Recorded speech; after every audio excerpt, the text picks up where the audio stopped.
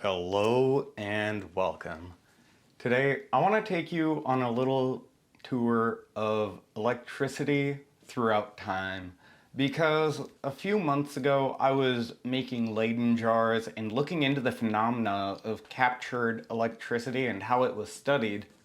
And that led me to around the 1700s where I started finding I guess you could call them the grandfathers of electricity, the people who proliferated electrical usage and containment in a manner that benefited all of society. And I guess to begin with, Joseph Priestley in 1967 had a wonderful quote at the start of his history of electricity up until that point in time, where he says, "What great and exalted beings would philosophers be, would they but let the objects about which they are conversant have their proper moral effect upon their minds? A life spent in the contemplation of the production of divine power, wisdom, and goodness would be a life of devotion. The more we see of the wonderful structure of the world and of the laws of nature, the more clearly do we comprehend their admirable uses, to make all the percipient creation happy. A sentiment which cannot but fill the heart with unbounded love, gratitude, and joy." And there's always been something, as I read about these theologians of electricity. Well, some of them are theologians, some of them are scientists, and there's this split in faith and reason.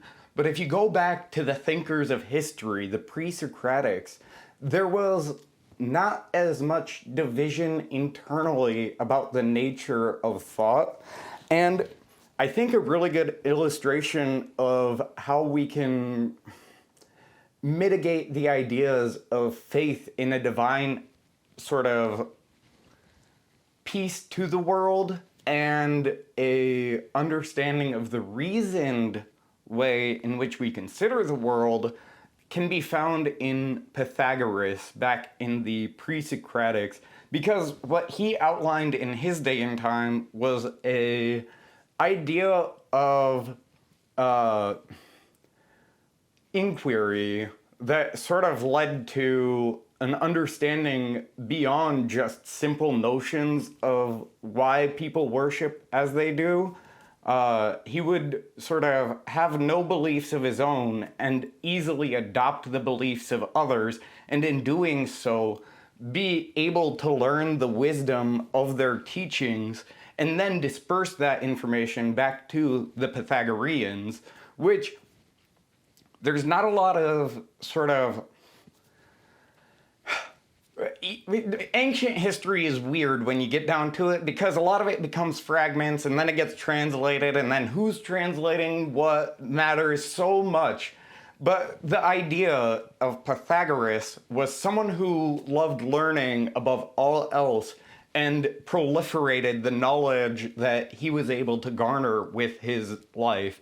And it led to the furtherance of philosophy, because among the people of Pythagoras' time, there were the sophists who were like the wise, but Pythagoras was the first philosopher, the first lover of wisdom. And after Pythagoras, there was a person by the name of Parmenides, and I'm going to just briefly talk about this person because he's kind of just a touchstone, but he studied Xenophanes as well as the Pythagorean belief system, as well as under Anaximander. And then from Parmenides, he was closely related to Zeno of Elea, which Zeno of Elea is the guy that many moons ago disproved motion ever existing through several thought experiments. And so he had a counter to the idea of time, space, motion. He basically was saying, hey, there is only one state of the world as it exists in this singular moment. Because if you, say, have a distance of 10 meters, you can divide that by 2, and every step along the way that you are traveling that 10 meters, there is a further division by two that can occur. And so never do you reach the final destination when you look at the world through that lens. And the reason I bring this up is because it's a very interesting take on a sort of inversion principle that is going to come up in a little bit with some of the people who followed on to Zeno's teachings, because Leucippus, oh goodness, was one of the original atomists who believed there's not one thing in all of existence. There's no way there's one thing. Obviously, you know, back then, people knew that there was like a dialectical relationship that existed between things. They had methodologies of dialectics. Oh, this changes this, and then it's changed in return, and there's this sort of balancing, give and take between us and the world around us. And even in Pythagorean's time, the human psyche was divided into three realms, one of seeking profit, one of seeking happiness, and one of seeking knowledge. And between those sort of three realms, you could find all sorts of like ways under which people will behave and motivate themselves, but they're all having to be understood through the lens of their context. And that's what made Pythagoras so adept at proliferating information, to the point where now we have the a squared plus b squared equals c squared. And I don't know, 2,500 years that thing's lasted. So kind of a little bit, I don't know anything I've done that's gonna last 2,500 years. But back to Leucippus, he, in his understanding of the world, argued for the theory of the void, in which there is not only the infinitely small possibility of something existing in the world, there is also an infinite number of contingent possibilities that can be built out of the realm under which we experience through a variety of methods. So there is not just the atom, which would be the smallest measure of a unit that can no longer be divided under Zeno's sort of thought experiment. Not necessarily the atom we have today, because again, remember, this is like maybe 100 years after. It's around the same time as like Pythagoras, but honestly, I don't know. When I think about back then, it's hard to envision like 70 years of like no YouTubing, you know? I could hardly go like a month. But anyway, Leucippus was really interesting in that his sort of teachings are what inspired the follow-on philosopher Democritus. But Leucippus, in all his wisdom, didn't have a whole lot that he had written down, so the only fragment sentence we have from his writings is, "Nothing happens in vain, but everything from reason and by necessity." And so there's this idea of like, we exist under these infinitely small possibilities, but these possibilities are brought about out of necessity, and then the power of the mind, the capacity of reason to understand what our senses observe and interact with our condition in a way that brings about optimal solutions, those are the only two components that will ever bring things about. So we have will, and also there is destiny, what I gather from this statement. Of course, what drew me to Leucippus is the theory of the void, and that idea of there being a state of something and a state of nothing. And Democritus really takes this idea and just rolls with it, because he has a lot of really good writings. He's known by some as the laughing philosopher, but interestingly, Plato, you know, Plato was trying to be the best philosopher of his time, and he saw Democritus as like the competition, and he's like, I don't want, you know, Democritus is around in these times, but like, I don't want to write about that guy, because what if people read his name and then all of a sudden they fucking get distracted from all the good things I'm doing? There is a bit of an ego in some of the interpretations of the like ancient texts and stuff when they're being translated.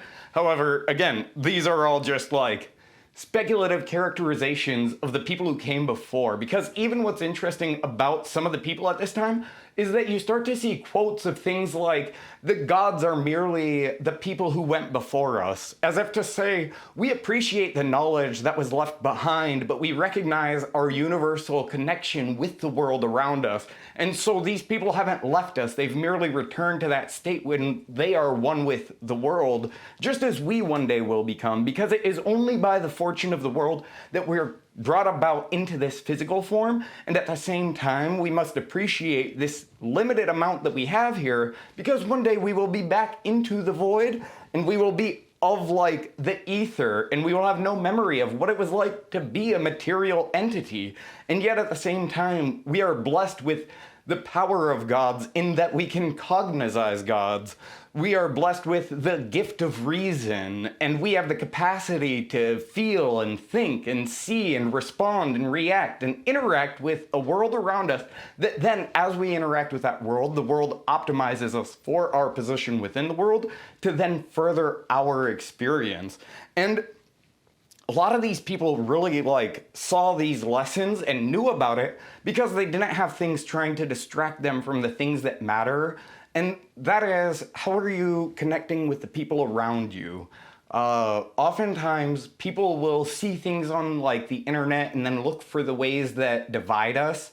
And that's not necessarily the right perspective according to some of these ancient philosophers, because if you're looking to the things that like set us apart from one another, you're looking at the many, and what you should be looking at is the one, and the one is what we experience. And so again, Democritus studied under Leucippus, and well, he said, in reality we know nothing, for truth is in the depths. And way to go, fucking way to go, Democritus. Chosen by the people, my ass. Fucking, that's where we get the word democracy from, by the way. I just made that up. I don't know how accurate it is.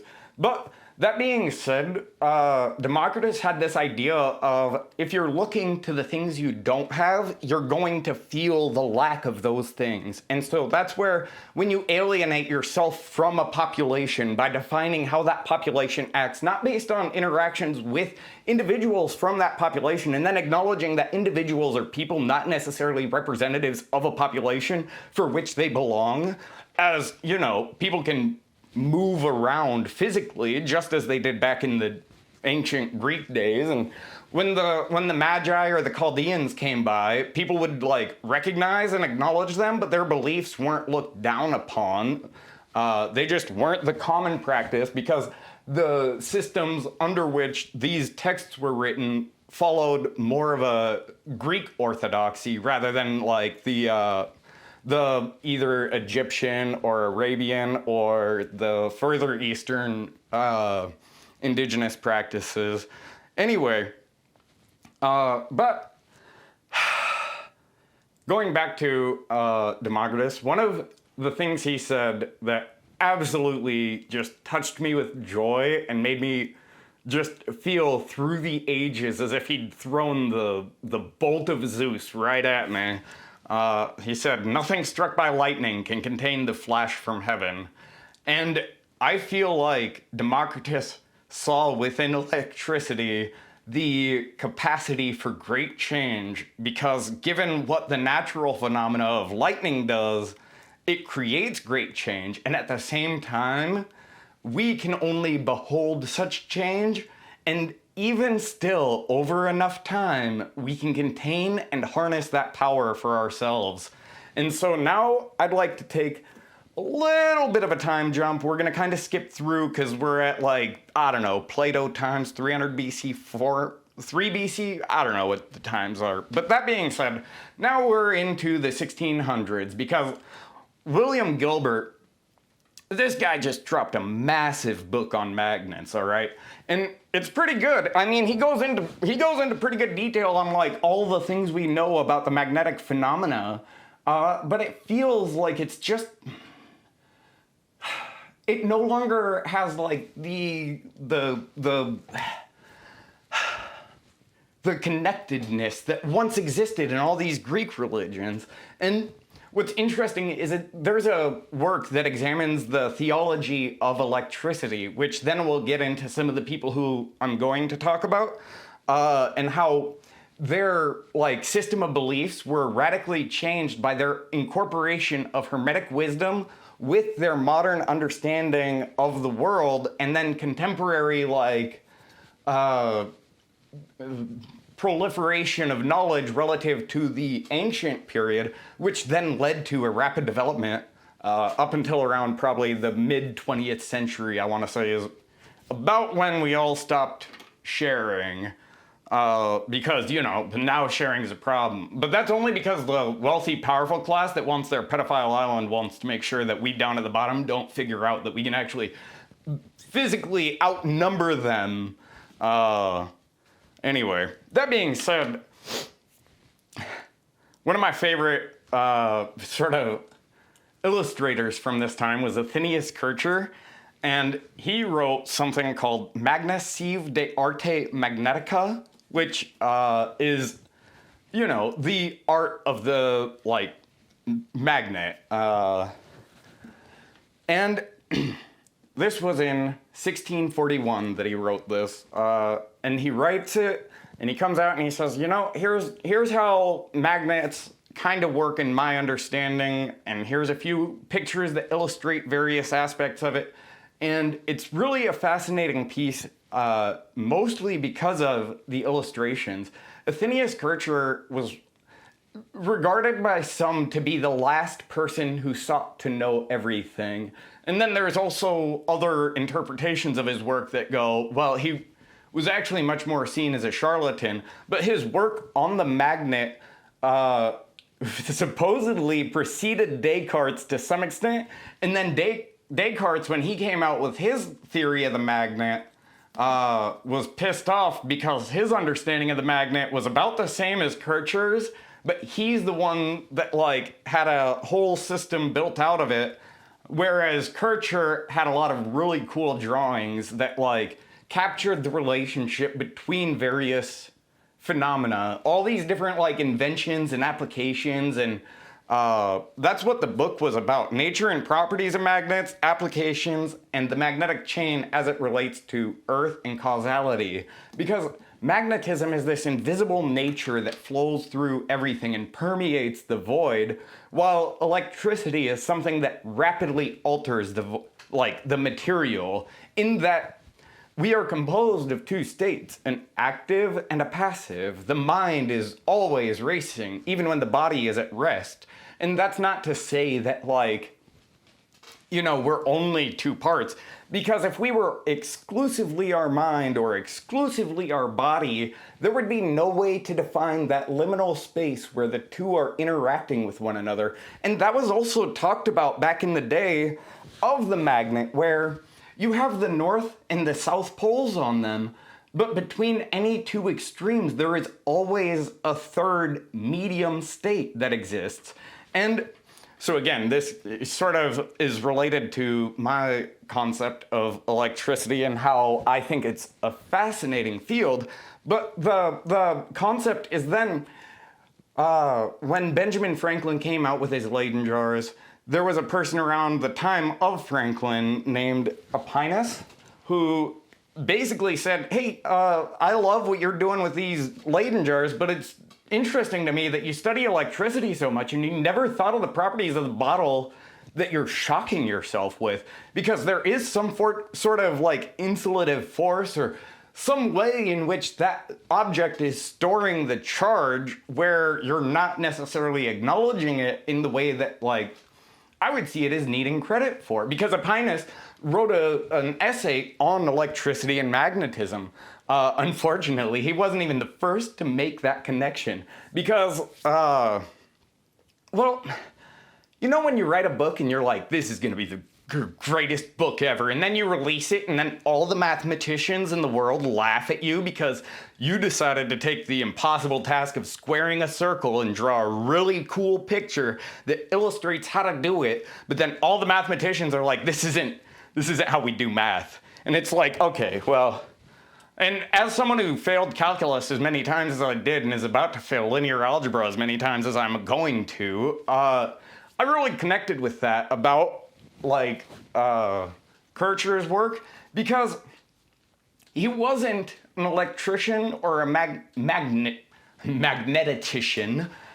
He was like just sort of a jack of all trades type, but he would draw connections between all these different things. And a lot of people saw him as fraudulent in some ways, but his work on optics was absolutely pivotal in the like development of different styles of lenses and stuff. He was also taken through the ringers through like several sort of like bullying things that kind of happen among smart people, where they gave him like a false artifact and they're like, hey, you want to translate this for us? And then he's like, I don't know what's going on here. And they're like, hold it up to the mirror. And it's like, don't waste your time looking for stupid clues.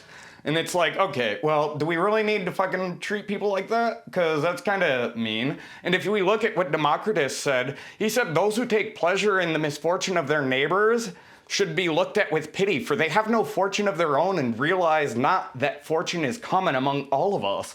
And that's the thing, is if one of us suffers, we all kind of are suffering, only in that we live in a day and time where the suffering of others is so inconsequential that we'll inflict it upon each other for no reason other than like just this idea of perceived difference, or like anywhere. It's this insulative effect of all of us in our own egos and then spinning around so much that we believe ourselves to be independent of one another, whereas we're all actually experiencing a common reality between one another.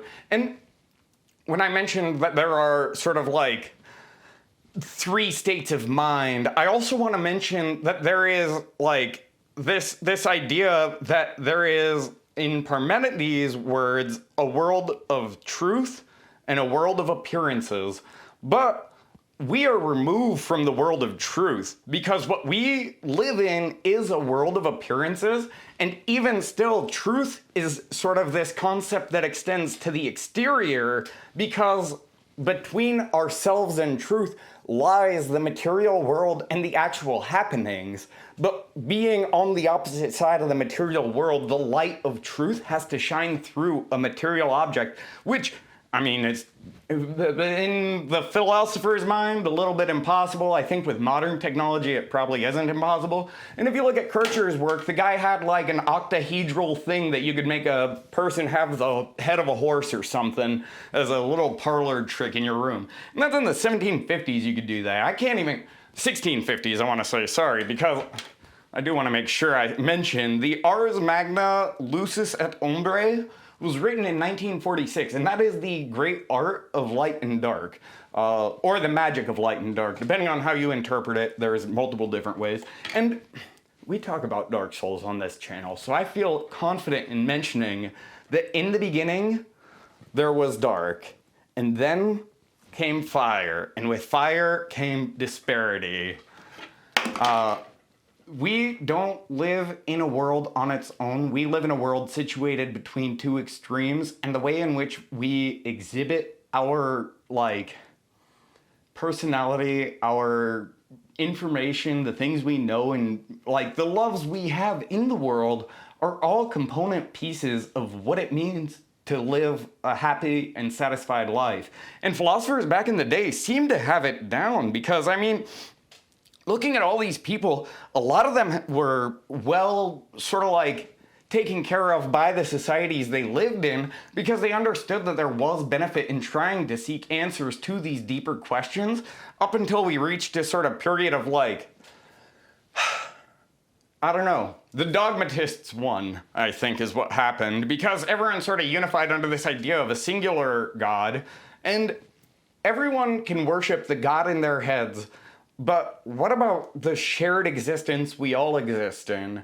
And that's something that I think, with the magic of electricity and magnetism, we've kind of become enamored to the point in our minds where the basic applications of those same forces through love and connection have been doled out in terms of our receptors for what pleasant feelings may derive have been fried. And I think it's evidenced in like red pill pornography addiction and stuff like that. But in stories, we hear these stories about how people are composed of 2 spirits, and this idea of Prometheus stole fire from the gods and gave it to the humans because Zeus was gonna screw us all over.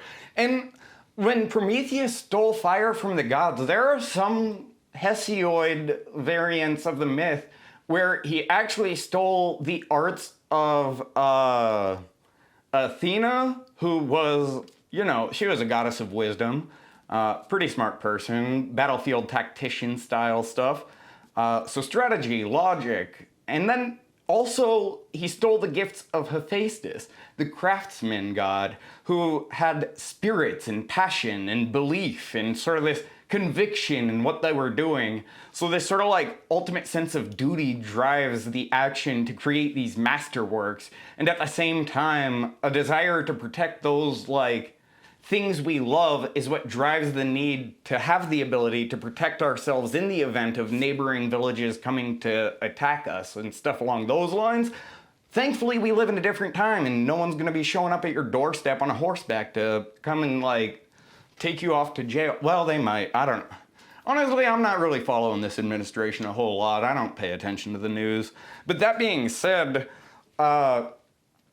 these two flames Prometheus stole from us, within the realm of electrical theologians, there is the flame that is common between humans and animals, this flame of like binding, this electrical flame that ties our existence with the world around us. And at the same time, there's also this fire in our hearts that grants us this passion and drive and this knowledge of what is right and what is wrong, and a desire to do good in the world. Even as abstract as that may seem to a rational mind that needs a definition of what doing good is, and is it not what you are good at? And at that point, when it becomes like a subjective answer to a question that the mind expects an objective answer to, the application is where we've lost the middle third of any life we lead is not going to consistently be one filled with what we are good at, but what we are not good at will make us become better and become like the people who are doing the things that we are good at. It's pursuing the things that give us that like sense of happiness inside though that guide our actions. And again, I think even in Christianity, the dude Jesus says like, I am the way, the truth, and the light. And there's this concept of like, I am the way, and it's like, well, in electricity, that's the path of least resistance. There's only one path of least resistance. You're not gonna be going any other way, you know? Otherwise, the electricity would have gone that way instead. That's why we saw it go that way, because that's the path of least resistance. No one's gonna check it with an ohm meter to make sure that the resistance along the path flowed. But at that point, when the lightning is coming down and then it shoots up from the earth by some magnetic field or whatever that just affects the course of the lightning bolt, is it still traveling at the speed of light at that point when it's traveling away from the earth for that just microsecond where it's not going towards the earth but rising against the force that should be the direction of final travel? Because if we check the instantaneous rate of change, I don't know how we're supposed to measure speed in that context. Because yeah, maybe it's still going the speed of light like up now, but that is the direct wrong direction for where it needs to be going. And I know the Earth's got a giant like molten ball of iron spinning in a big old circle against the insulative Earth around it and being warmed up and microwaved by the sun's radiation. So we got this big experiment, this big giant static field being generated all around us. And the lightning bolt can't even go straight, even though it's on the path of least resistance. Aren't atoms like 99% empty space and you can't find an empty lane to go because everyone wants to drive all 3 lanes in the highway? And it's like, get out of the left lane if you're gonna be going like 5 over, you know? Like, the people in the middle lane go 5 over, you know? We wanna go in the left lane so we can go fast.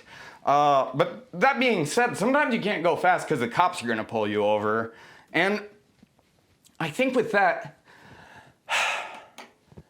there's a lot in electricity and a lot in magnetism, and the way those two like magical things manifest in the world.